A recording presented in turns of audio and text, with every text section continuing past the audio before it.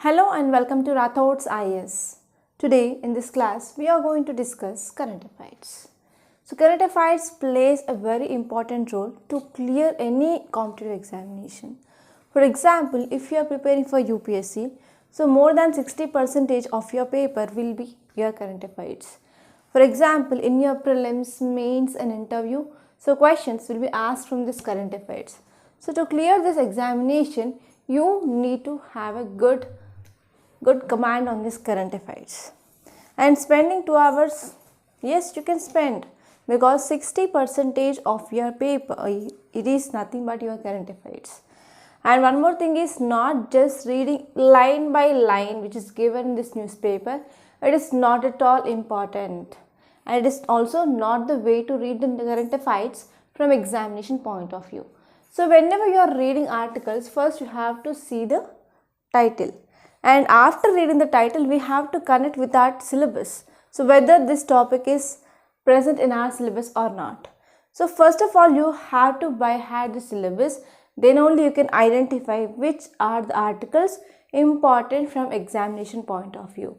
So if you by heart the syllabus, then you can save around 50% of your time in selecting the articles which are important from our examination point of view. So here in this classes, so if you are following this Rathod's IS Academy, so we will be providing you the daily Hindu analysis without any fail. Okay, so that you can understand how can we pick the articles, how can we select the articles from the newspaper, and we are going to understand so in how many dimensions we can think about that topic, and how can we connect and how can we write mains answer. And actually one more thing I want to say here is, so have you seen 2023 mains questions of your GS?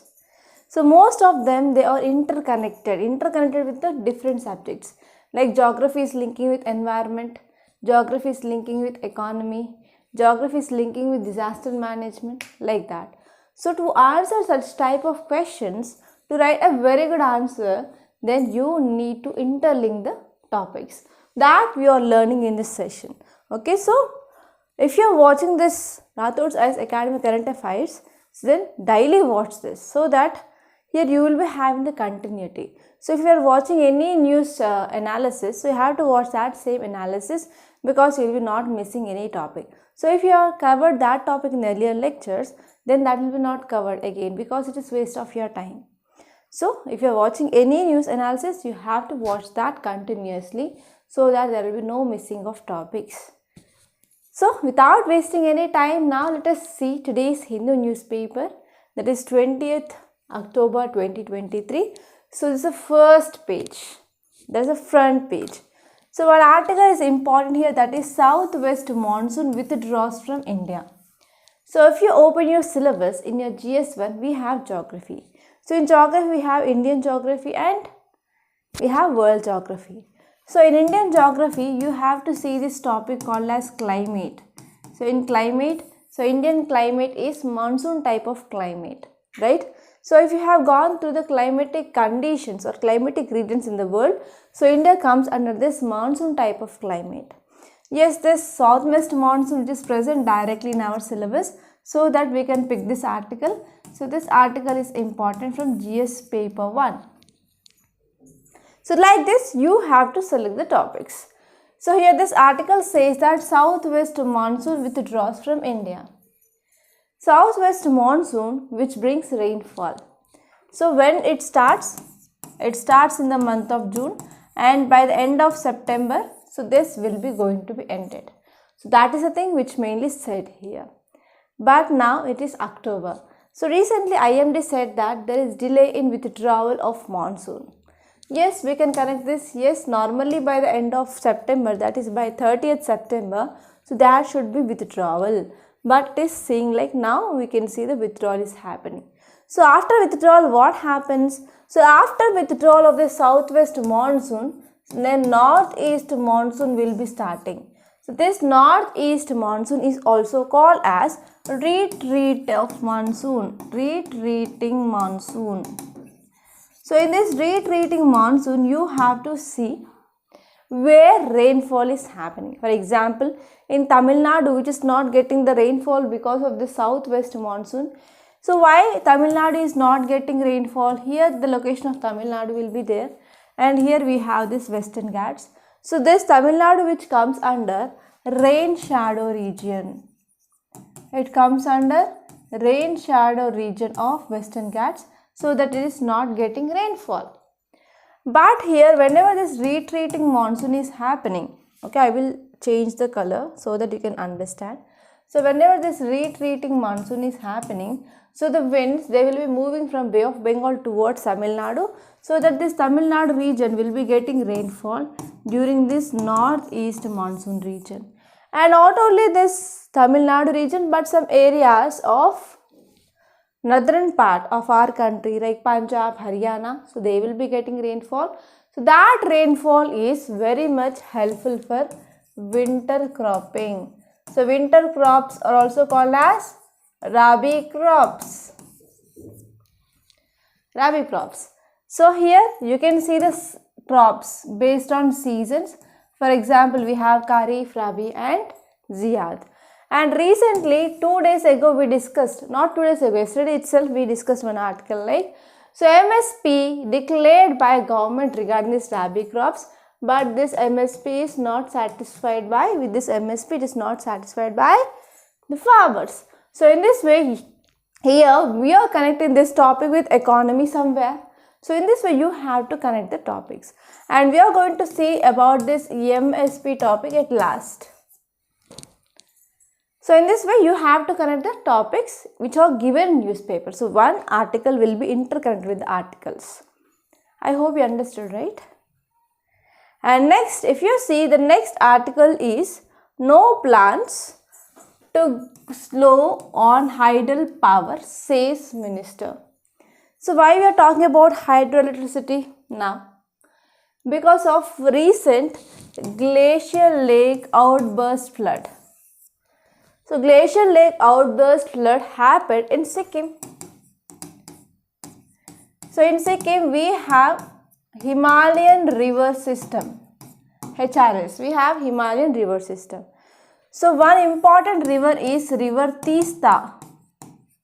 On this river Teesta we have one hydropower project, and the name of that project is Chungtang Dam. You have to remember this, Chungtang Dam. So because of this glacial lake outburst flood which affected this dam, now there is a question like whether we can continue these hydropower projects or not. Yes, right? So not only this, even something which happens bad in your family, you will be thinking right whether we have to continue this or not. So the same question you can apply here. So now people, they are saying that yes, because of this dams or power projects, yes, we are generating power, but if there is any disaster is happening, that will cause huge damage. So whether we can go with this hydropower projects or not, this question is going on. And this topic here we can connect with the geography, we can connect with environment and ecology, and as well as disaster management, and even science and technology. So this topic can be connected with these 4 subjects. So how? So here in geography point of view, you have to see the location of this dams, and if you see the location, it is present in environmentally sensitive or sustainable region. Okay. So when we are going for this development of this projects, yes, we have to see whether it is sustainable or not. But one important thing here is, so this dam which is present in ecologically sensitive area. So where this Eurasian plate and here this Indo-Australian plate which had been hit together, that led to rise of this Himalayas because of the sediments in this Tethys Sea. And even now, today also, there is the movement of this Indo-Australian plate which is going on. And this Indo-Australian plate is heavier plate, and it is subducting beneath this Eurasian plate. And what happened? So this is sensitive area, and we can say even this area is unstable. It is unstable. So because of this, if you are going for any project, so we are spending some crores and crores of rupees for development projects. So even if you are spending a lot, if it is not economically viable, then what is the use? Right? So this is a debate.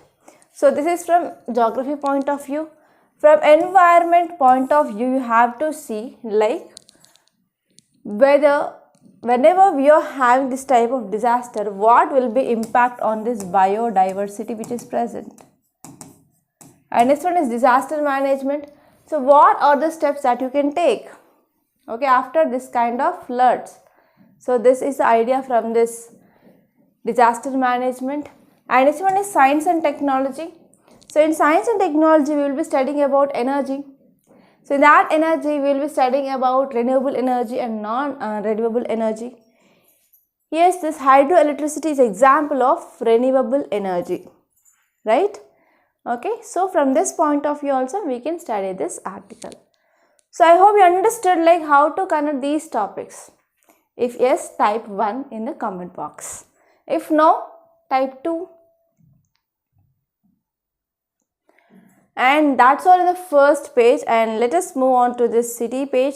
In city page there is nothing important, and even the states page also I found most of the articles are political articles that will not bring you anything, that will not fetch you anything. So it is just waste of your time. You can directly move on to this editorial page.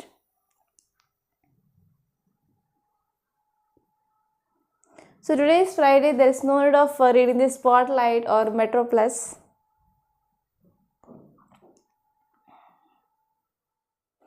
Yes, this is our editorial page. So this lead article, it is about Israel-Palestine issue. Already we discussed that topic number of times. So you are not going to see that. And next topic, it is about climate justice. So title says the shape of climate justice is a warming India. Yes, we have to focus on what is this meaning of climate justice, what are the advantages and what are the challenges. Right, so this article is very important, and I want to give you one homework that what is this INDs, that is intended nationally determined contributions. So I want to say about India's INDCs, that is India's nationally determined contributions. So here this paragraph is important. So here what happens, so whenever we are talking about climate change, so there are inequalities are seen. For example, developed countries, they released maximum emissions, but developing countries, they are moving towards technology now and they started releasing of emissions now. Okay, but now we are the sufferers, because already these developed countries, they released maximum amount of emissions already. So because of these emissions which released by these developed countries, now developing countries and least developing countries, they are facing issues. And even these developed countries, they are saying that you have to limit emissions. So how far it is correct? It is not correct, right, ethically? So here, because of this, now countries, they came up with this climate justice concept and as well as INDs. So if we are talking about India's INDs, so we are having some aims to ensure 40% of total installed power generation that should be come from clean energy, that is renewable energy sources like solar power, wind power, hydroelectricity, etc. And the country also pledged to achieve net zero emissions by 2070. So in COP26, Conference of Parties 26, itself our government announced that we are going to come up or achieve this carbon neutrality by 2070. And as of 2021, coal was a major contributor of total energy supply in India, and even crude oil. Okay, crude oil and coal, it is a major source of energy. Now we have to divert, or transition is very much required now from non-renewable energy sources towards this renewable energy sources. So these are the INDs of India, so you have to know about that. And you have to know exactly what does this climate justice means. And next topic is about India's food system. So an opportunity to recast India's food system. So why it is in news? So recently we celebrated World Food Day and theme was regarding water. So we discussed about that article, right? Do you remember that? If you remember about that article, type 1 in comment box. Okay, if not, type 2 in the comment box. So here in that article we studied that. So now we are facing water scarcity, right? So underground water is depleting and we are not getting the proper fresh water resources as well. So because of this, what happens? So it is going to undermine the food security of the country. That will lead to the decreasing of food productivity. That article we discussed, right? And this article says that we need to come up with a three-sided approach. Okay, because regarding this food system also we are facing challenges. So these challenges are interconnected. For example, at the producer level, at the consumer level, and even at the middleman level. So we have a lot of challenges. So because of that, we have to come up with a three-sided approach, and we are going to see that from the level of consumers, producers and middlemen. That is very important. And this article, which is about again it is about CBI. Already we discussed this topic number of times. And its opinion page, there is article regarding are southern states being punished for their success. So here you have to know some points. It is regarding economy, that is finance commission. Yes, if you have completed your economy, you might knowing about fiscal devolution, devolution of money, devolution of money. So here we have government at central level, and at the state level we have government. For example, let us take the central government which is collecting taxes. For example, you can take direct taxes and indirect taxes. Some of the amount, okay, which is collected by center, that will be given to the states. And center should give the amount to the states. For example, you are having 28 states and you are also having union territories. So government need to give some money. So that is called as vertical devolution of taxes. That is called as vertical devolution of taxes. Yes. So from center to state it is giving. But how much it should give? For example, we are having small states, we are having large states. Some states are having large population, some states are having less population, and some states are very much backward, some states are advanced. So based on all these criteria, so we have finance commission. So this finance commission will give recommendations. So finance commission will give recommendations. So based on these recommendations, the central government will be giving the taxes or sharing the taxes with the states. So last finance commission, that is 42nd finance commission, okay, which said that 15th finance commission, which said that we have to provide 42% of taxes to be given to the states. Okay, so that is the thing which mainly said regarding this finance commission.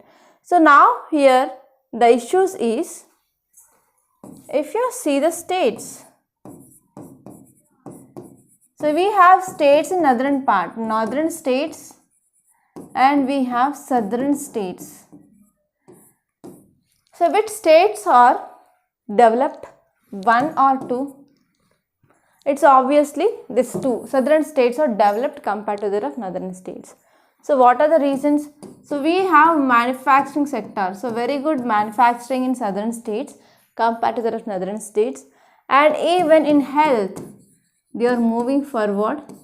Even in decreasing of MMR, IMR, infant mortality rate, maternal mortality rate, yes, southern states are advanced. And even in education, so high literacy is seen in this southern states, and even sanitation and even ease of doing business. So in every arena here, southern states are moving forward compared to that of these northern states. So whenever southern states are moving good, then whatever the devolution that need to become from center government to the state, so which states will be getting more share? Obviously that is the northern states will be getting the more share. So this is the cause of concern for the southern states now. Okay, so this is about this topic, that's it. Okay, so now let us see the next topic. Here you can see one interesting image. I too found very much interesting. So here this image, it is about Theyyam. Theyyam, it is a ritualistic performance where here pantheistic deities, goddesses is the most part are summoned by the body of a performing man, and this man who is normally belongs to the scheduled caste and they belongs to this Pulayas community. So here whenever you are seeing this dance forms, so we are having two types of dance forms, official dances and folk dances.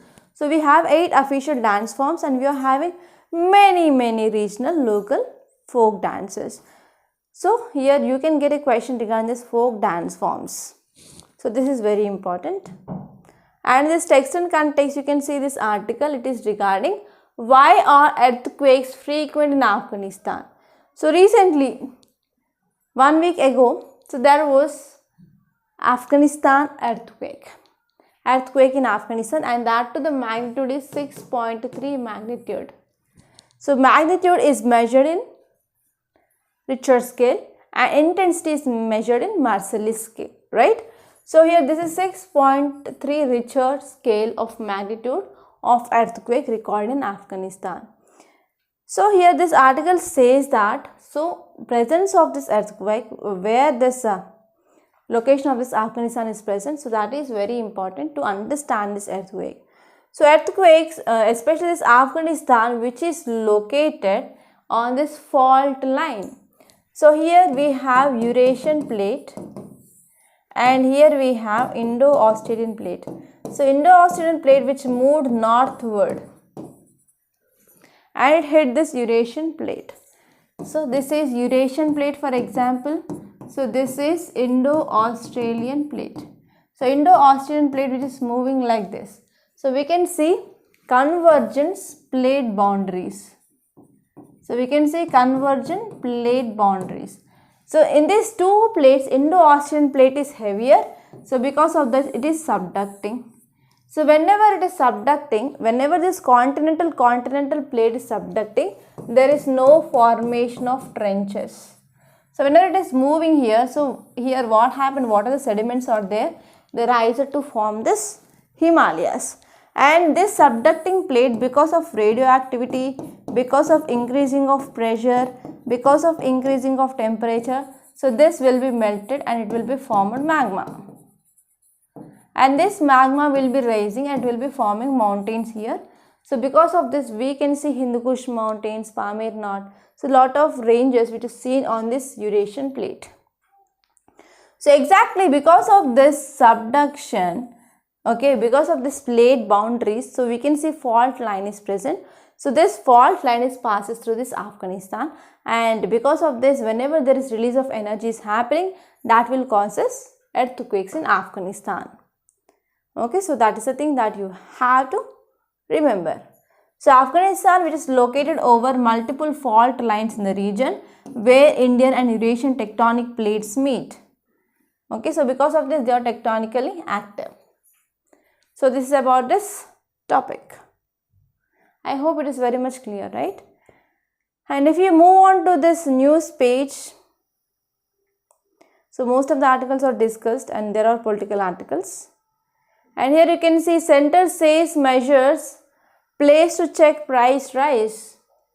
So actually what happened? So because of this heavy rainfall, burst of monsoon in northern part of our country, okay, during this early monsoon season, that led to affecting of this wheat, right? And even what happened, the production of sugar, wheat, rice, which had been decreased because of El Nino this year. So because of this, now here whenever there is supply decrease in the market, automatically the demand will be increased. So whenever there is an imbalance between supply and demand in market, that will lead to increasing of price. So to control that, here government took some measures like export restrictions. So we have to export less. For example, sugar, wheat and rice, so that we can see adequate supply of these goods will be there in the domestic market. Okay, that's it. And next topic is major regional disparity in overcoming cancer through survival rates are up, says study. So here this article says that nearly 52% of patients they diagnosed with cervical cancer between 2000 and 2012 and 15. Okay, so this study which is done by this Lancet Regional Health Southeast Asia. So here you have to see which is the vaccine which is there for this cervical cancer. Cervical cancer normally it is a very common cancer in women because of human papilloma virus.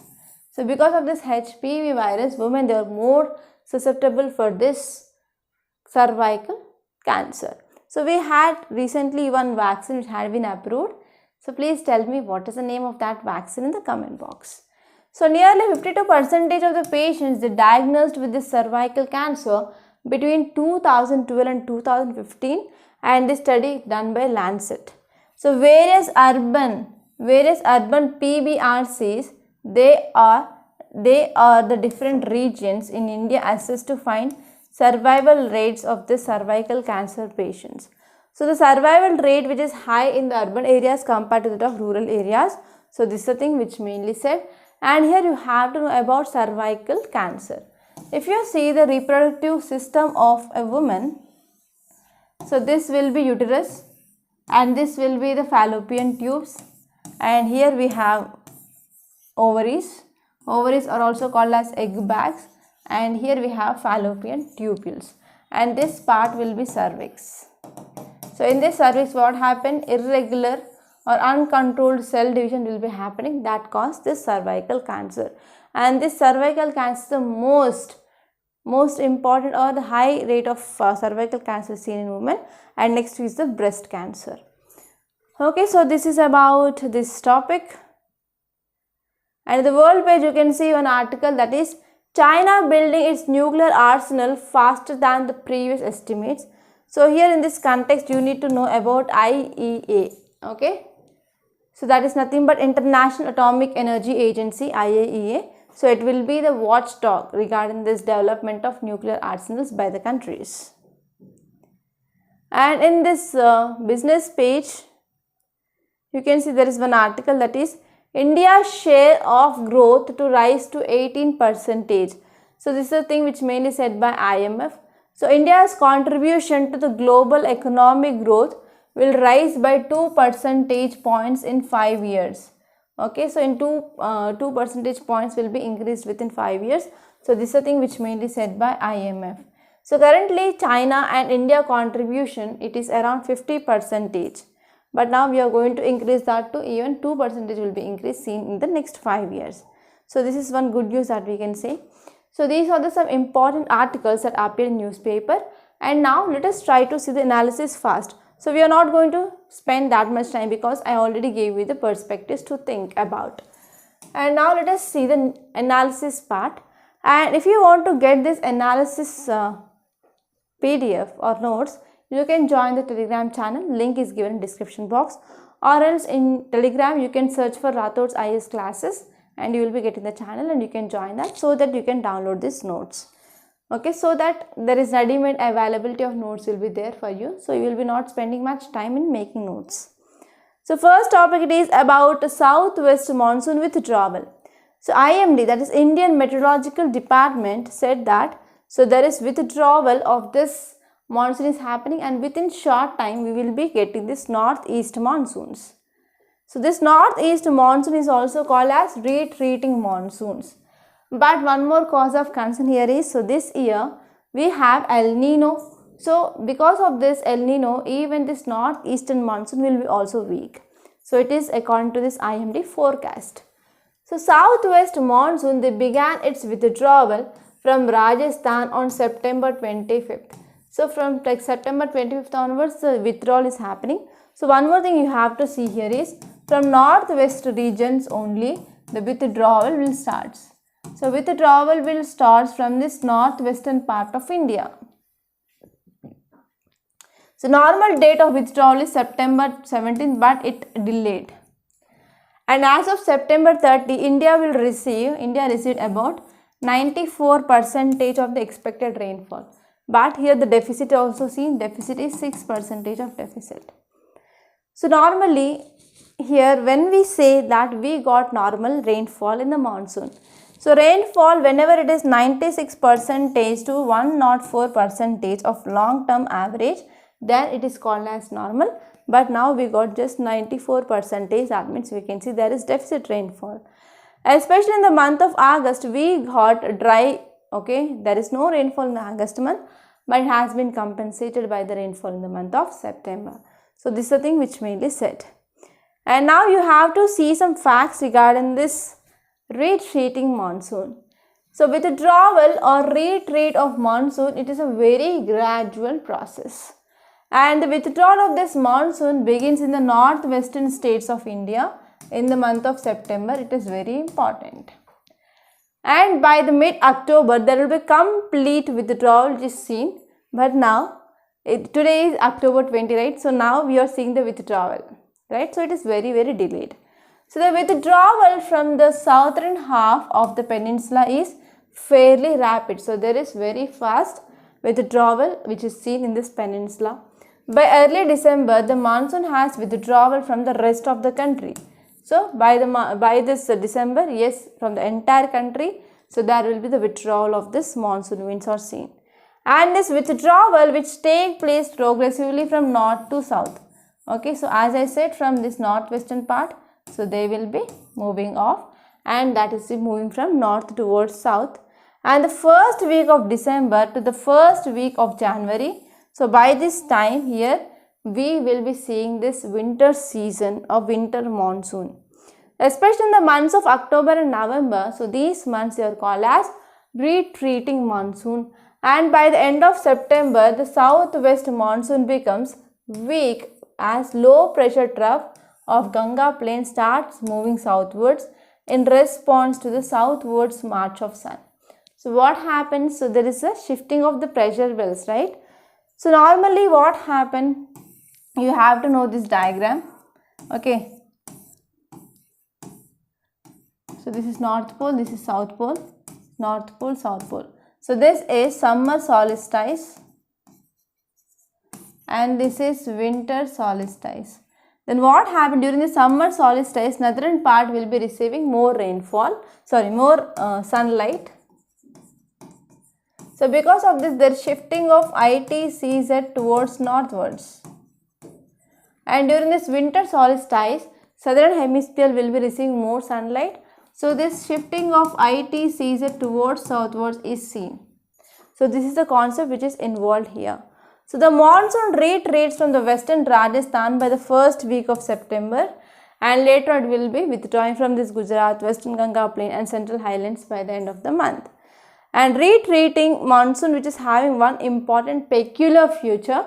So you have to remember that is we have clear skies, there is no clouds, and even we can see there is high temperature, because whenever there is no clouds the albedo will be less, so that we will be receiving more temperature.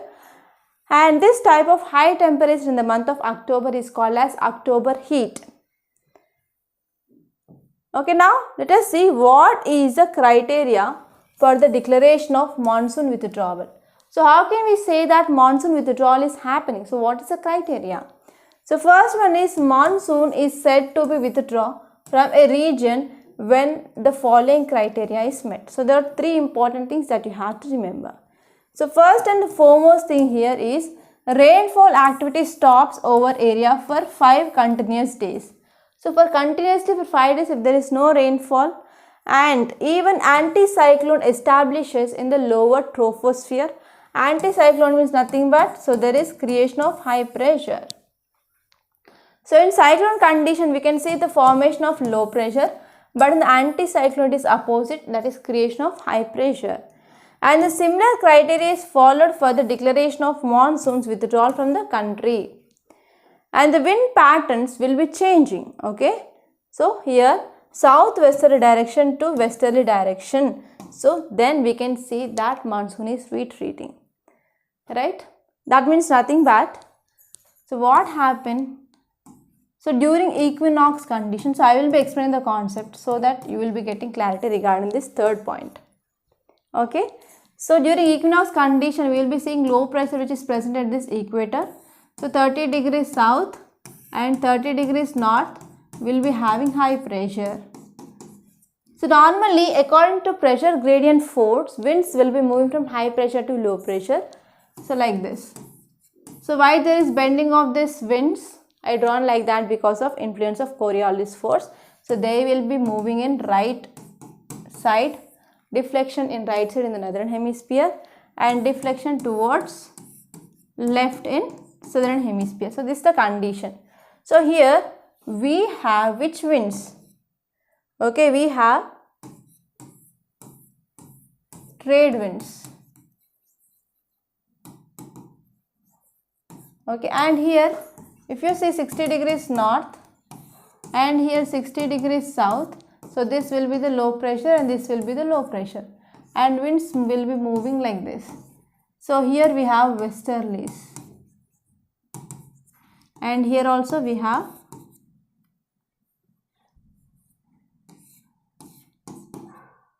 and here also from high pressure to low pressure, right?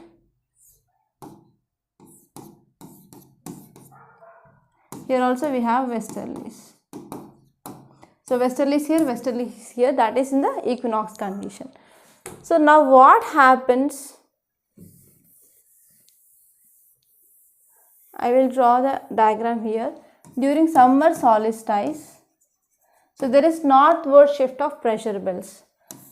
This is equator. Now exactly ITCZ is moving towards 23.5 degrees north.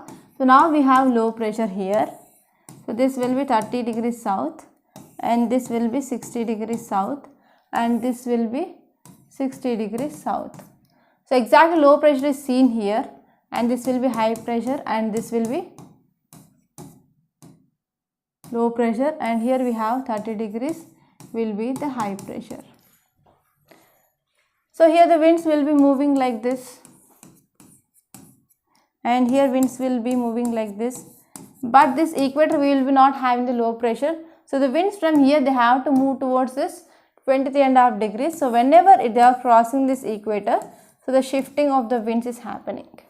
Okay, so now here we have southwest trade winds.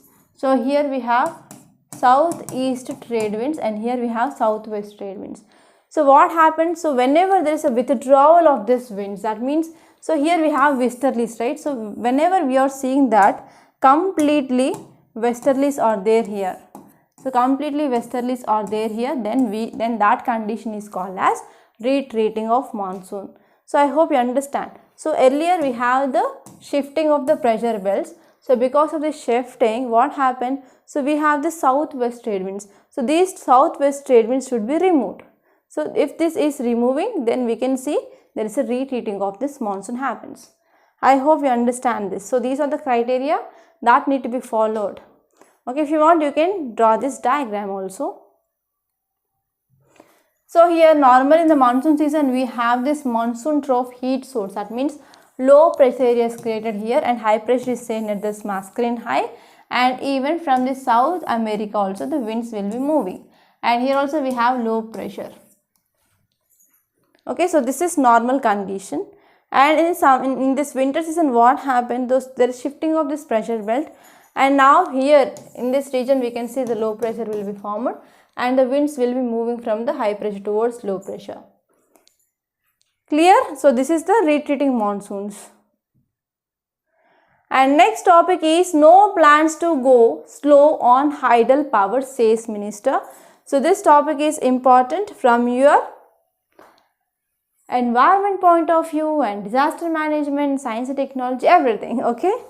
So here the context says that due to this glacial lake outburst flood that triggered in this Sikkim region, that led to the damage of this Chungutang Dam on this river Teesta. So here you have to see what is the status of hydroelectricity projects in India, that you have to know. So if you see data as of 2022, hydropower capacity is 46,512 megawatts and they accounted around 12%, approximately 12% of total capacity.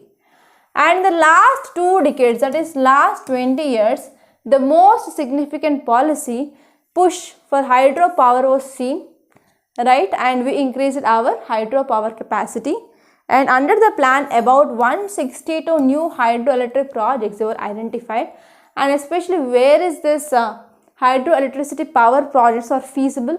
Whenever we are having the perennial source. So perennial sources are seen in this Himalayan river system, right?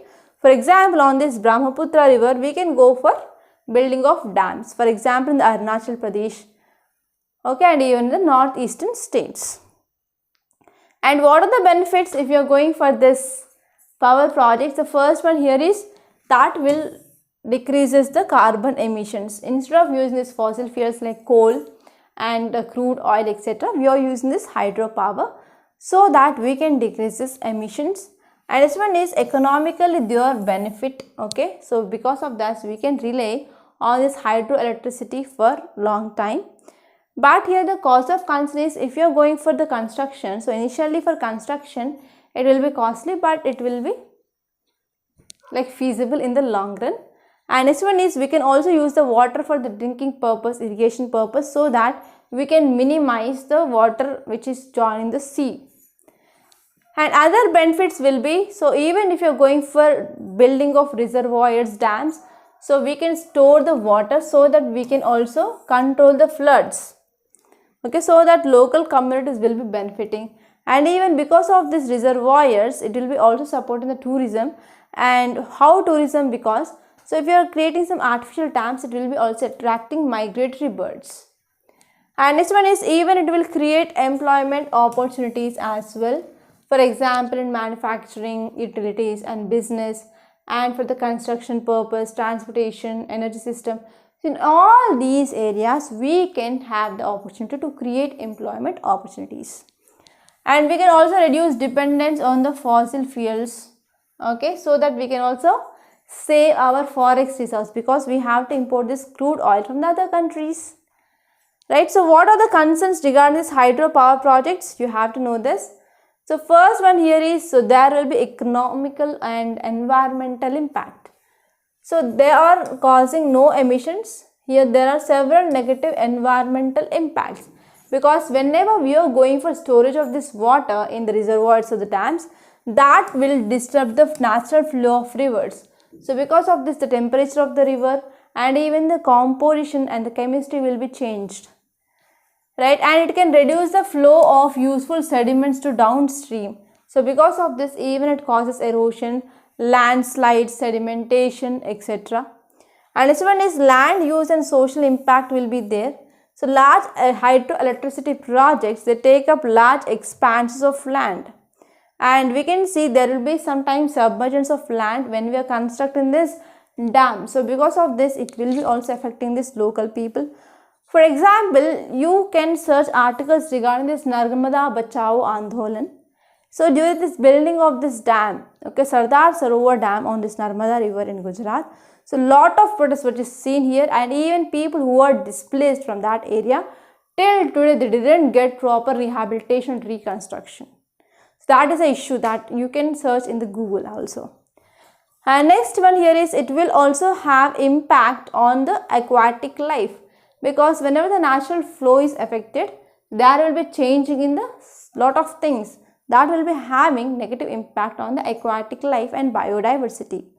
And what are the fish which is present here? So the migration will be affected. And even because of the dams on this river Ganges, so Ganges river dolphin had been affected a lot. And even the lot of deaths of this Ganges dolphins happened because of stucking in these dams. And this topic we studied in our recent analysis in our Sunday's newspaper.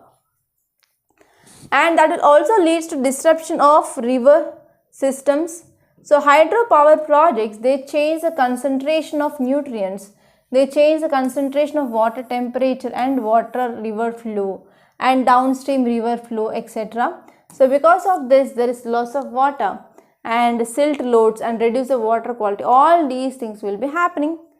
And these changes, they directly affect the ecological characteristics of the rivers, and even that will do harm for the native plant and fish species. So this is about the negative impacts of this hydropower projects.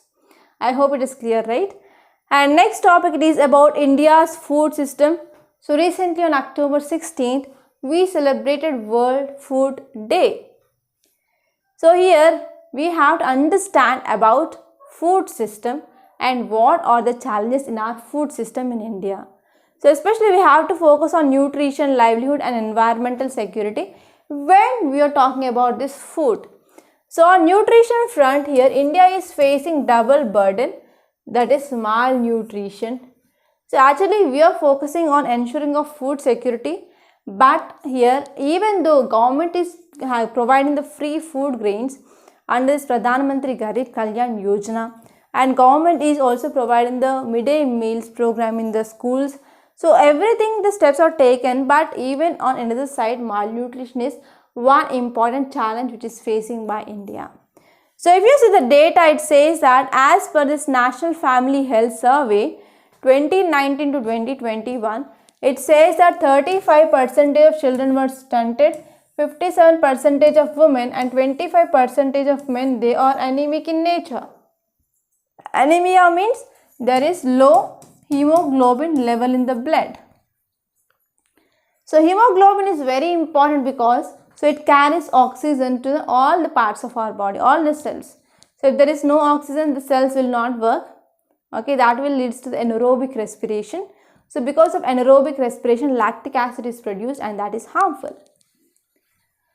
And at another end here, due to imbalanced diets and sedentary lifestyle, about 24% of adult women and 23% of adult men, they are obese. So in India, we are taking, that is government of India is taking a lot of steps to reduce this malnutrition. And from production sides here, yes, farmers, they are doing hard work and they are producing the agricultural produce. But if they are taking that produce to the markets, they are not getting enough money, right? So because of this, here they are not getting insufficient income to meet the ends of marginal and small farmers. So in 2023 soil health survey which is done, which said that half of the cultivatable land in India become deficient in organic carbon. So there is no proper carbon here. So because of this, we can see the soil health had been decreased in India. So whenever there is no soil health, then how can there will be the increasing of productivity, right? For example, if you're not feeling well, if you're suffering from any disease, then how can you give 100% in your preparation? So you will be not, right? So you will be not able to sit for long hours. So you will be not concentrating, and whatever you are studying, that will be not entering into your brain. So in the same way, so if the soil health had been affected, that will be having the negative impacts on its productivity as well. Yes. So groundwater, which is the largest source of irrigation, which is rapidly declining, and especially in states like Punjab, Haryana, yes, they are going for this green revolution, right? So they went for green revolution in 1960s, and because of this green revolution only, we can say that India became the food self-sufficient country, and India even started exporting of this food grains to other countries. So at that time we focused on irrigation. So here this states, they are going for extracting more and more amount of this groundwater for the growing of rice. So because of this, now there is decreasing of groundwater table because of over exploitation. Okay, that also leads to increasing of burden on the farmers. So here this article says that we have to come up with a solution that should be three-sided approach. So first one here is we have to focus on consumers. So consumer demand needs to be shifted towards healthy and sustainable diets. Okay, rather than only asking for carbohydrates from this rice and wheat, so we have to also take millets so that we can enhance our health, because we can get micronutrients and even we can decrease the demand for this rice and wheat, okay, such that we can also save the groundwater levels. And even for this, we can take the help of civil society, NGOs, health community, and we can also partner with social media influencers so that we can shape healthier and sustainable consumption. And alongside here, public sector also it is providing some help through this midday meals program, railways catering, urban canteens, and public and institutional procurement. That will be also helpful in improving of nutrition. And even we can take some help of these religious organizations like Tirumala Tirupati Devasthanam. So it is serving around 70,000 people daily, and they are procuring this produce from the farmers directly. And next one is, here we have to ensure the resilient incomes for these farmers. So we have to support farmers to get remunerative prices. Okay, so here National Mission for Natural Farming, it is a step. Okay, so it is funding sustainable agriculture. Okay, so that yes, we can increase the income. And we have to broaden the scale up of initiatives like agroecological practices, like we have to promote agroforestry, we have to promote conservation agriculture, precision farming, etc., such that we can increase the produce. And next one here is, we can go for critical approach. We can enhance rural farm income such that we can enable value addition of agriculture produce in the rural areas. And we can also focus on middlemen like the corporation supply raw and processed foods to consumers.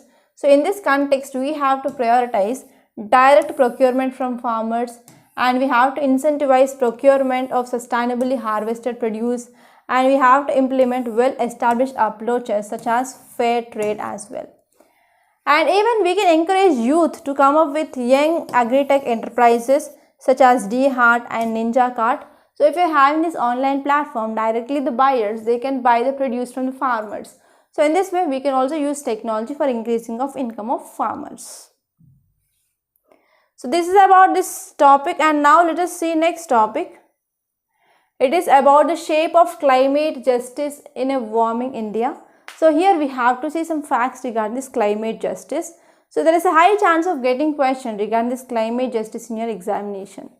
So climate justice, which refers to fair and equitable distribution of burdens and benefits of climate change mitigation adaptation.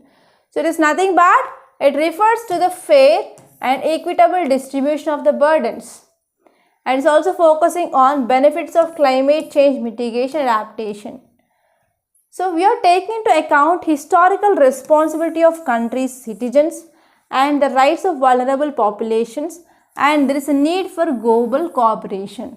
So if you want to come up with the climate change, so if you want to take the actions, so if you are alone taking the actions, it is not at all useful, because all together need to take the action so that we can see the change. So if only one country is doing the actions, so if you are not getting the results, means it is not a right approach.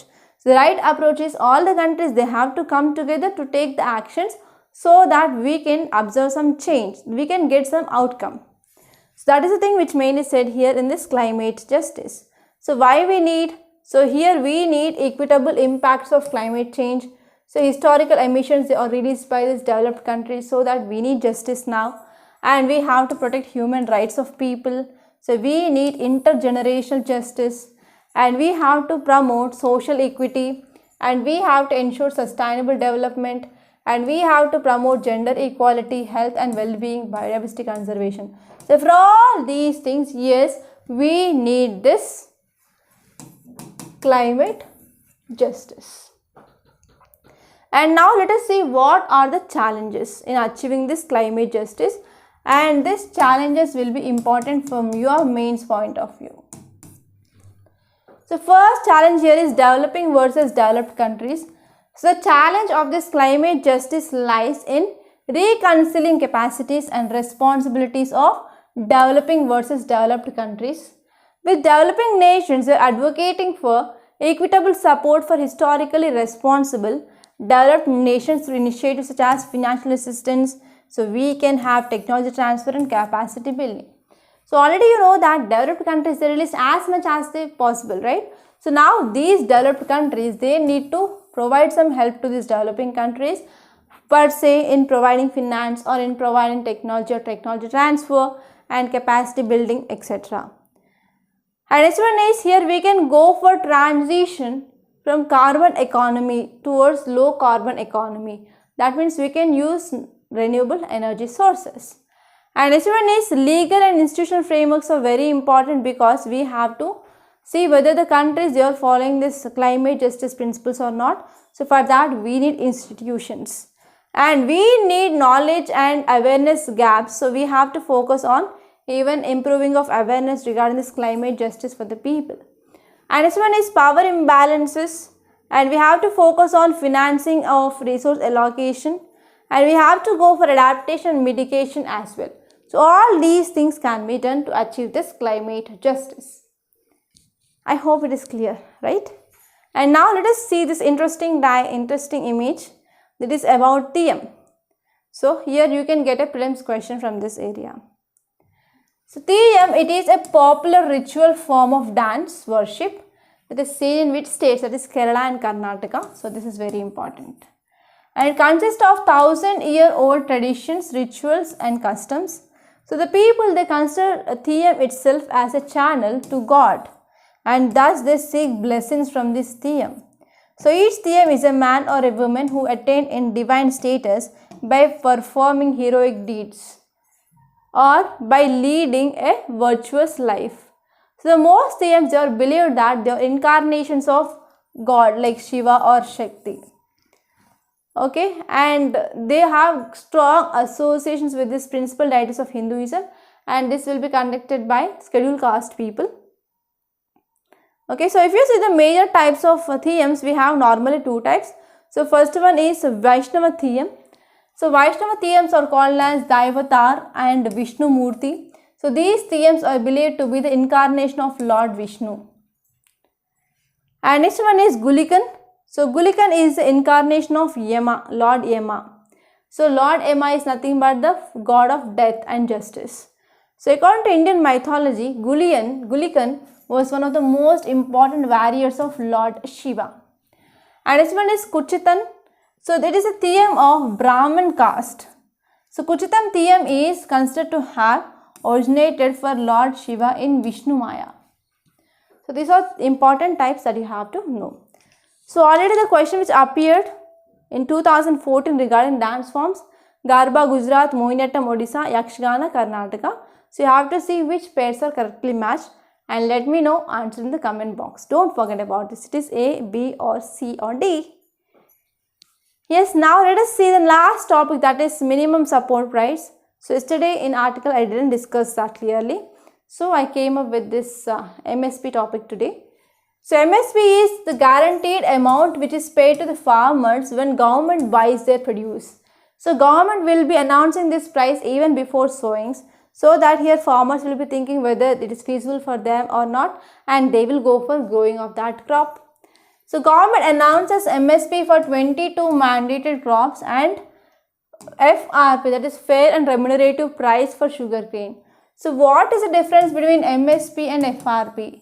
So MSP will be given directly by the governments to farmers. So FRP will be given by sugarcane owners or sugarcane company owners or sugar companies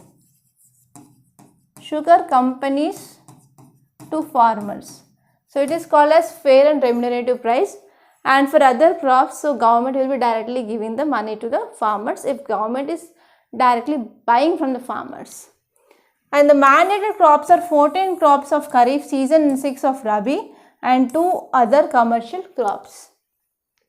So MSPs of Toria and dehusked coconut, they are fixed on the basis of MSP of rapeseed, mustard, copra, etc.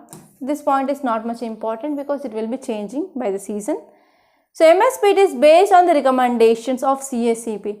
So who recommends this MSP? That is CACP. And who will be implementing that? That is CCEA, that is Cabinet Committee on Economic Affairs. So these 2 points are very, very important.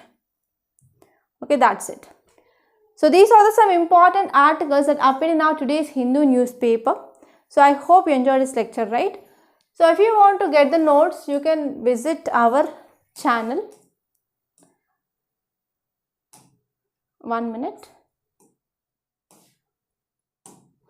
So this is our Telegram channel, Rathod's IS classes. So there you can get the PDF, you can directly download that. And this is our Rathod's IS Academy YouTube channel. So do subscribe to this channel so that you will be getting interesting videos regarding this current affairs and some shorts and some other mains answer writing classes that we are posting here in this YouTube channel. And next one is, this is our website, Rathod's IS Academy. So here you have to log in, register if you are visiting to our website for the first time. So you have to click on do not have account and you have to register first, and after once registration is done, then you can go to this login and password and you have to click on login. So after that you can click on this courses and course list so that you can see these are the courses that we are offering in our Rathod's IS Academy. So if you want to watch the demo videos, you can click on play course. So there are 3 videos which will be open. You can watch them without paying a single penny in each and every module. And this is our mains answer writing course. So here you can join this. So here if you are facing problem regarding this mains answer writing content, how to start answers, and if you are having doubts regarding how to structure answer, how to improve your presentation, so you can join that course. And we are going to start with this prelims booster course soon. That will be started from November 1st week onwards. So the details will be given to you by the October ending. Okay, so the cost will be around 5,000, which includes both prelims test series, live classes and daily practice, and you will be getting the syllabus. Everything will be there regarding that prelims, and even current affairs will be also there in the live classes. And next one here is, this is our foundational course, UPSC 2024 and 2025. So here you will be having each and every topic from your GS, which includes GS1, GS2, GS3 along with your essay, and it includes prelims test series, prelims booster course, mains answer writing course, and also mains test series. Everything will be included, and the cost here is 45,000 rupees and the validity is 2 years. So if you want to pay this amount in one go, you will be getting extra 10% of discount, and you can also pay in the installments as well. So this course is at most beneficial, and you will be getting a mentor support, one-to-one mentorship will be there. And if you have any doubts regarding any subject, so we will be discussing the doubts as well. Right? So this is about this foundation course, you can join this. So if you have any doubts, so please let me know in the comment box. And if you want to talk to me regarding the courses, you can call me on this number 8074765513. And one more thing here is ethics online live course, which is going to be started from October 30 onwards. So there we are going to complete this ethics within 50 hours, and the classes will be there from Monday to Saturday at 6 p.m. 6 to 8 p.m. and there we will be discussing each and every topic from the real life examples and the examples in the books, and as well as mains answer writing practice will be there, case studies practice will be there. The special focus on theory and as well as case studies. So you can join that course. The cost here is 5,000 rupees, and this is for the students who are joining before Dasra vacation. So before this, if you are joining this course, the cost is 5,000 rupees, and you can contact me regarding this ethics course on this number 8074765513. Okay, 5513, and this also WhatsApp number. You can text me even in WhatsApp, because ethics, which is your GS4, which contributes 250 marks, so don't take that light. So you have to focus on 4 papers if you want to clear this mains, that is your essay, ethics and optional. So this ethics is very important, and we are going to discuss each and everything from basic to advanced level, so there will be no doubt. Okay, so this is about this courses, and by this I am concluding. Thank you so much for watching, and if you really like this class, you can hit the like button and share this video to your friends, and don't forget to subscribe to this Rathod's IS Academy.